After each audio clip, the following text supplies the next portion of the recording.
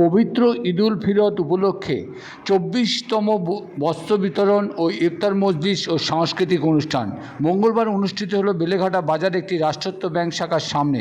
আয়োজক progressive Islamic culture association. ৭০০ জন অসহায় দুস্থ মানুষের হাতে নতুন বস্ত্র দেওয়ার পাশাপাশি ইফতার মজলিসের অনুষ্ঠিত হয়। উপস্থিত ছিলেন সারা বাংলা সংখ্যালঘু যুব ফেডারেশনের সাধারণ সম্পাদক মাওলানা কামারুজ্জামান, শিক্ষক আবুল সিদ্দিক খান, কবি সাহিত্যিক মোহাম্মদ জানাব আলী, সংগঠনের কার্যকরী সম্পাদক আব্দুল মাহিম মল্লিক ছাড়া আরও অনেকেই। এদিন সাংস্কৃতিক অনুষ্ঠানে গজল পরিবেশন করেন ছোট্ট একটি শিশু। দেখুন, ইফতার মজলিসের পর গজল অনুষ্ঠানে অংশগ্রহণ করেছে একটি ছোট্ট শিশু। নবী এতিম আমি এতিম হয়ে কাঁদি না কেন, তোমরা বলতে পারো। এতিম হয়ে কাঁদি না